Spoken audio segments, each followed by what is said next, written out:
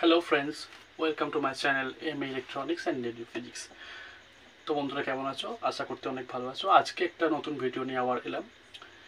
তো ভিডিওটা কি, আমরা যে বেসিক গেটগুলো পড়েছি, OR gate, AND gate, NAND gate, NOR gate, buffer circuit, buffer gate, then XOR XNOR, আজকে আমরা সেই বিষয়টা নিয়ে একটা পার্টিকুলারলি আলোচনা করব যে এবং ট্রানজিস্টরের সাহায্যে আমরা সেই গেটগুলোকে তৈরি করে বা মেক করে আমরা সেইগুলোকে আইডেন্টিফাই করার চেষ্টা করব। যে আমি বলেছি আগের ভিডিওতে যে আমরা এখানে যেটা করব সেটা হচ্ছে থিওরিটিক্যালটাকে বাস্তব জীবনে প্র্যাকটিক্যালি করার চেষ্টা করব, এবং সেগুলো কীভাবে ঘটছে সেগুলো তোমাদের সামনে তুলে ধরবো।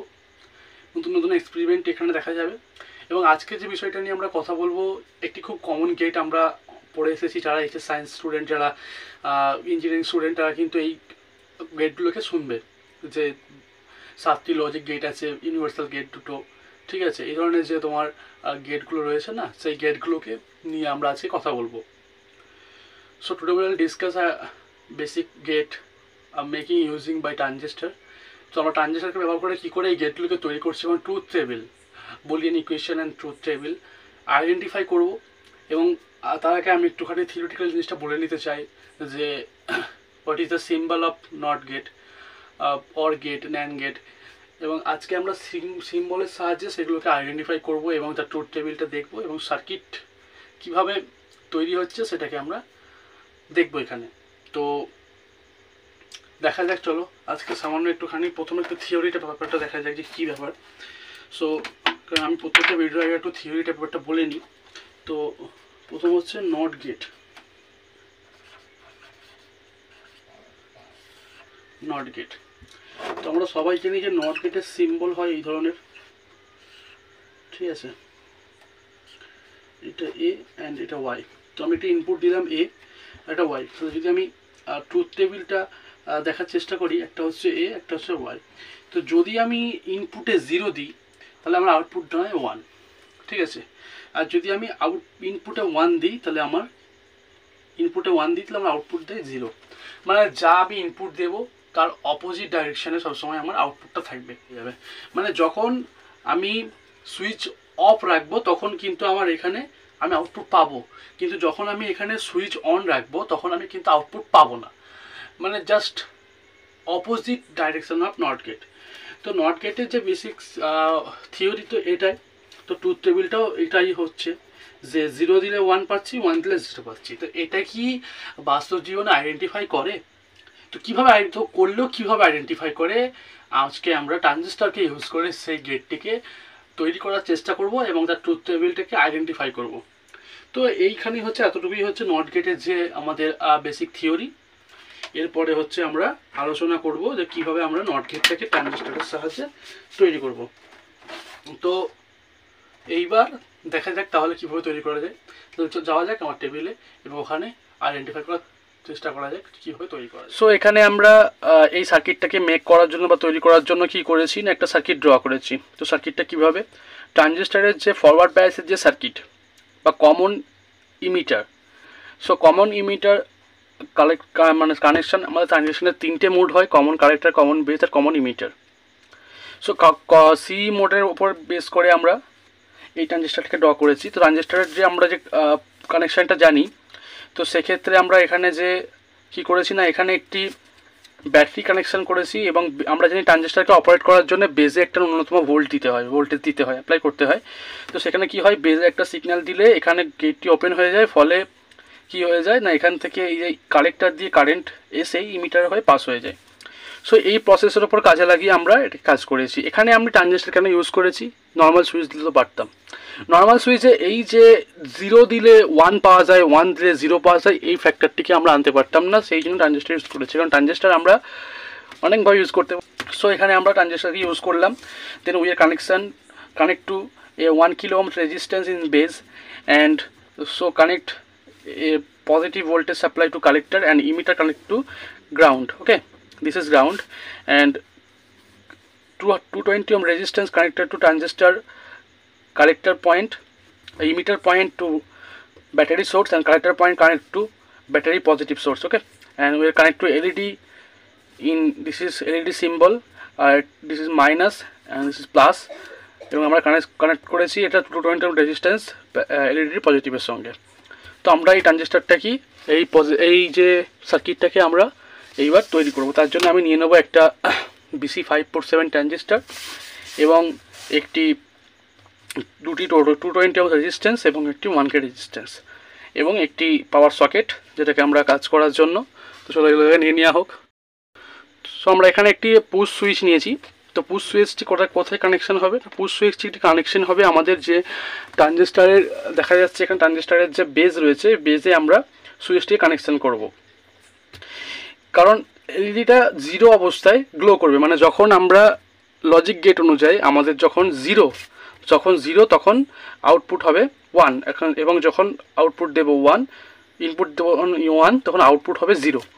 সো আমরা যখন এখানে অফ রাখবো তখন আমাদের আউটপুট হবে 1, এবং যখন আমরা এখানে ক্লোজ করবো সার্কিট তখন আমাদের ইনপুট যখন আমরা ক্লোজ করবো তখন আউটপুট হয়ে যাবে 0। সো এখানে আমরা জানি ট্রানজিস্টারের নিয়ম অনুযায়ী যখন আমরা বেজে কোনো ভোল্টেজ দেবো না তখন ট্রানজিস্টার অপারেট করবে না, তখন অবস্থায় এলইডি জ্বলবে। কিন্তু যখন আমরা ট্রানজিস্টারে কোনো ইনপুট দেবো, বেজে সিগন্যাল দেবো, তখন কিন্তু আমাদের এলইডিটা গ্লো হয়ে অফ হয়ে যাবে। সো আমরা তাহলে এবারে কী করবো, এটাকে একটু তৈরি করার চেষ্টা করব। তো সার্কিট অনুযায়ী আমরা যদি দেখি, আমরা একটা টুইজার নিয়ে নিচ্ছি। এখানে টুইজারের সাহায্যে আমরা ট্রানজিস্টারের যে পিনগুলো রয়েছে তো পিন কনফিগারেশনকে একটু চেনার চেষ্টা করব। তো আমি এখানে দিয়ে দিয়েছি। আমরা ট্রানজিস্টারটা দেখতে এই ধরনের হবে অনেকটা, এটা কি ট্রানজিস্টার। তো ট্রানজিস্টারের ক্ষেত্রে এখানে যে বিষয়টা দেখা যাচ্ছে আমাদের, এটা BC547 NPN ট্রানজিস্টার। তো এখানে বিষয়টা হচ্ছে যে আমরা ট্রানজিস্টারকে কী করে আইডেন্টিফাই করব কোনটা বেস, কোনটা কালেক্টর, কোনটা ইমিটার। সো মিডিল পিনটা সবসময় হবে বেস।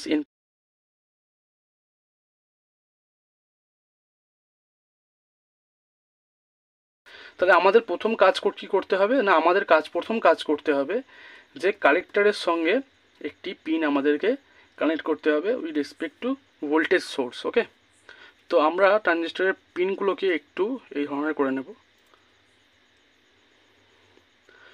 তো ট্রানজিস্টরটাকে আমরা এখানে কানেক্ট করব। সো আমরা বেজের সঙ্গে একটি সুইচ কানেকশন করব এবং একটি 1K রেজিস্ট্যান্সের সঙ্গে। সো আমরা এখানে একটি 1K রেজিস্ট্যান্স এখানে নিয়ে নেব। তো একটি 1K রেজিস্ট্যান্স আমরা এখানে নিলাম। এটা একটি 1K রেজিস্ট্যান্সের আমি কালার কোডিং বলে দিচ্ছি। প্রথমটা হচ্ছে brown and black and red, মানে হচ্ছে 1K রেজিস্ট্যান্স। তো 1K রেজিস্ট্যান্সের সঙ্গে বেজের সঙ্গে আমরা একটা কানেকশন করব।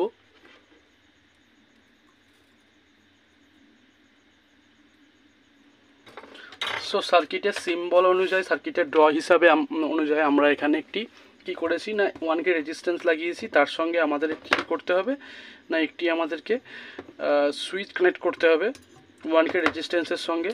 সো আমরা তাহলে এখানে একটি রেজিস্ট্যান্সের সঙ্গে একটি সুইচ কানেক্ট করে নেব।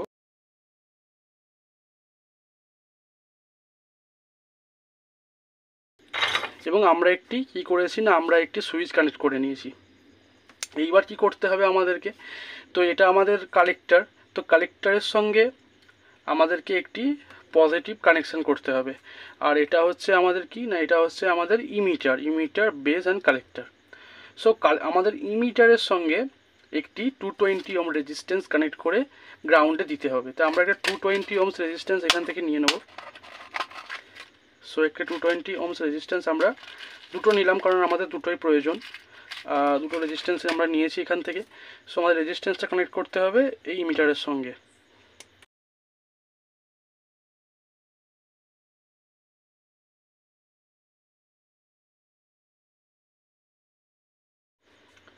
সো এবার আমাদের যে কানেকশানটা করতে হবে, সেটা হচ্ছে, এটা হচ্ছে আমাদের পাওয়ার নেগেটিভ এবং আমাদের সুইচ থেকে একটি পাওয়ার পজিটিভে কানেকশান করতে হবে।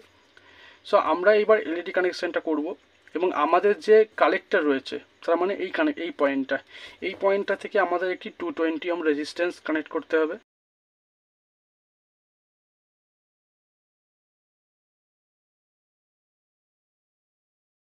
অপর প্রান্তে মানে এই পয়েন্টে আমাদেরকে একটি এলইডি কানেক্ট করতে হবে। সো আমরা এখানে আইডেন্টিফাই করার জন্য একটি এলইডি এখান থেকে নিয়ে নিচ্ছি। আমি একটি রেড কালারের এলইডি এখান থেকে নিলাম। ছোটো লেডটি হচ্ছে নেগেটিভ এবং বড় লেডটি হচ্ছে পজিটিভ। তো এলইডিটাকেও আমরা এইভাবে একটু ব্যান্ড করে নেব আমাদের সার্কিটের কানেকশানের সুবিধার্থে। সো এটা হচ্ছে আমার নেগেটিভ, এটা হচ্ছে আমার পজিটিভ। সো এবং আমি একটু কানেকশান করে দেবো এখানে।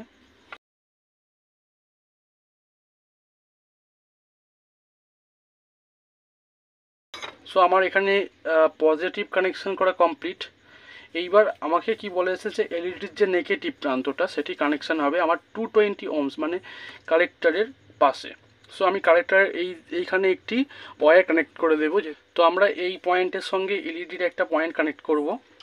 এইখান থেকে আমাদের যে অ্যাকর্ডিং টু সার্কিট অনুযায়ী আমাদের যে এলইডির নেগেটিভের সঙ্গে আমাদের 220 ohm রেজিস্ট্যান্স কালেক্টরের আগে কানেকশান হবে। সো এখানে আমরা একটি ওয়্যার কানেক্ট করব এবং এই ওয়্যারটি কানেক্ট করব আমরা রেজিস্ট্যান্সের অপর প্রান্তে, ইমিটার পয়েন্টে কানেকশান করে দিলাম। সো আমাদের এটা কমপ্লিট হলো। এইবার আমরা এটাকে বলা হয় 3500 সকেট। এটার মাধ্যমে আমরা ডিসি আউটপুট নিই।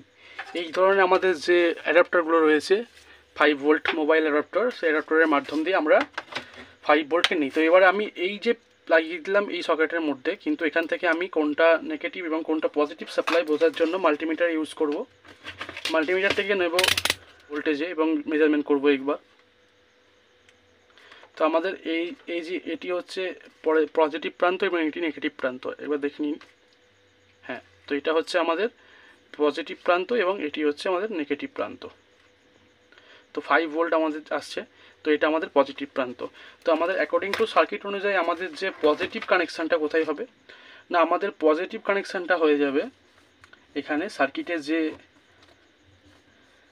রেজিস্ট্যান্স রয়েছে, মানে বেস থেকে যে রেজিস্ট্যান্স, মানে সুইচের সঙ্গে একটা কানেকশান আমাদের হবে। তো এখানে আমি সুইচের সঙ্গে একটা কানেকশান আমি এখানে দিয়ে দেবো এবং একে একটু ব্যান্ড করে নিলাম আমরা।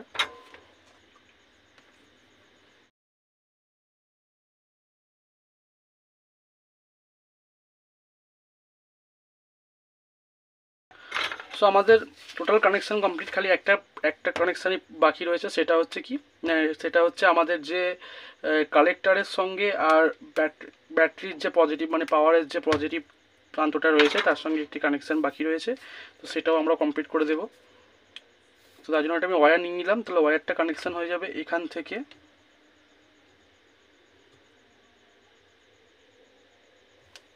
এই জায়গাটাতে কানেকশান হয়ে যাবে, কারণ আমাদের পজিটিভের সঙ্গে কানেকশান করতে বলা হয়েছে। সো আমরা এবার কানেকশান করে দেবো, কমপ্লিট করব।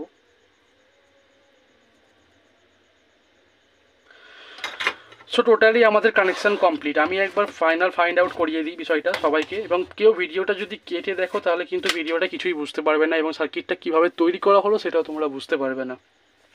সো আমি কি করেছি না, আমাদের এই যে ট্রানজিস্টরটি রয়েছে যখন আমরা সিগন্যাল এখানে দেবো না, আমরা যখন ইনপুট দেবো না তখন আমরা পাবো 1 মানে এলইডি গ্লো হবে, এবং যখন আমরা সিগন্যাল দেবো তখন আমরা পাবো 0 মানে এলইডি গ্লো হবে না। তো এটার জন্য কি করেছি, আমি ট্রানজিস্টরের এই যে কালেক্টর হয়ে যে কানেকশান রয়েছে তার সঙ্গে একটি ব্যাটারি কানেকশান করেছি বা পজিটিভ সাপ্লাই কানেকশান করেছি, তার সঙ্গে একটি 220 ohms রেজিস্ট্যান্স কানেক্ট করেছি। ওকে, এবং যে আমাদের এই যে কালেক্টর পয়েন্ট তার সঙ্গে আমি ডাইরেক্ট সরাসরি পজিটিভের সঙ্গে কানেক্ট করেছি এবং ইমিটারের সঙ্গে আমরা কি করেছি 5 ভোল্টের যে নেগেটিভ কানেকশান সেটা করেছি, এবং তার সঙ্গে প্যারালালি একটি কানেকশান করেছি, কারণ এটা যদি পজিটিভ এবং নেগেটিভ তার সঙ্গে একটি প্যারালালি আমি 220 ohm রেজিস্ট্যান্স দিয়ে একটি লেডি কানেক্ট করেছি। এইবার এই বেজে আমি একটা 1K দিয়ে একটি সুইচ কানেকশান করেছি। তো এর ফলে আমরা এই যে ট্রুথ টেবিলটাকে আইডেন্টিফাই করব। তাহলে আমাদের সার্কিট এখন কমপ্লিট। এখন আমরা পাওয়ার দেব এবং টেস্ট করব। তো চলো সার্কিটটাকে টেস্ট করে দেখা যাক যে এটা সত্যি ওয়ার্কেবল কিনা এবং এই থিওরিটা কি সত্য কিনা। সো এবার আমরা এটা টেস্ট করব। তো টেস্ট করার জন্য আমি একটা কথা বলে নিতে চাই, এখানেই আমি একটুখানি ছোট্ট একটা চেঞ্জ করা হয়েছে। এই যে রেজিস্ট্যান্সটা 220 আছে, এটাকে আমি 560 করেছি, 560 ohms। সো এই রেজিস্ট্যান্সটা 560 ohms করা হয়েছে কারণ এই যে এখান দিয়ে কারেন্টটা হিউজ পরিমাণে আসছিল, সো এলইডিটা গ্লো করছিল। এই জন্য এলইডিটাকে একদম বন্ধ করার জন্য আমি এখানে একটি রেজিস্ট্যান্সটাকে বাড়িয়ে 560 করেছি। সো এখানে একটা 560 ohms তোমরা লাগাতে পারো, চাইলে এর থেকে বেশি ভ্যালু দিতে পারো, কিন্তু এর থেকে কম ভ্যালু দিলে এলইডিটা কিন্তু খুব বেশি পরিমাণে গ্লো করবে, কারণ আমরা সিগন্যালটা খুব কম ভোল্টেজের দিচ্ছি, এই জন্য এখানে এলইডিটা আউটপুটে বেশি পরিমাণ গ্লো করবে। ঠিক আছে, তো তাহলে এবার দেখা যাক এই যে টোটাল যে থিওরিটা এটা এই সার্কিটের মাধ্যম দিয়ে স্যাটিসফাই করে কি না। তাহলে আমরা কি করব, এখানে পাওয়ার দিয়ে দিলাম। সো পাওয়ার দিয়েছি, এবার আমরা পাওয়ারটাকে অন করব। সো এবার যে এলইডিটা জ্বলছে তার মানে কি, আমি এখানে ইনপুটে দিয়েছি 0, আউটপুটে পাচ্ছি 1। এইবার আমি কী করব, আউটপুটে দেবো 1, তার মানে এই সুইচটাকে আমরা ক্লোজ করব, মানে আমরা বেজের সিগন্যাল দেবো। সো বেজের সিগন্যাল দিলে আমাদের কি হবে, আউটপুট দাঁড়ায় 0। তো এটা এই যে তাহলে 0-তে 1 পাচ্ছি আউটপুট, এটা আইডেন্টিফাই করছে। কিন্তু 1-এ যে 0 পাবো সেটা আইডেন্টিফাই কী করে হবে, আমি যদি এখানে সুইচ ক্লোজ করি বা বন্ধ করি আর এখানে যদি আমি 1 দিই, তার মানে যদি আমি সুইচ অন করি তাহলে আমি আউটপুট পাবো 0। সেটা হবে কিনা দেখবো আমরা। তো সুইচটাকে আমি প্রেস করব, এলইডিটা অফ। এর মানে হচ্ছে আমি 0-তে 1 পেলাম আর 1-এ 0 পেলাম। কী করে আবার একবার দেখে নিই, এই যে 1 আমি বেজে ইনপুট দিচ্ছি, মানে আমি সুইচটা অন করছি, আউটপুট 0 পাচ্ছি। ফের 0-তে 1 পাচ্ছি, মানে নো ইনপুটে 1 পাচ্ছি, মানে আউটপুট পাচ্ছি, বাট ইনপুটে আমরা 0 পাচ্ছি, এই যে 0 পাচ্ছি।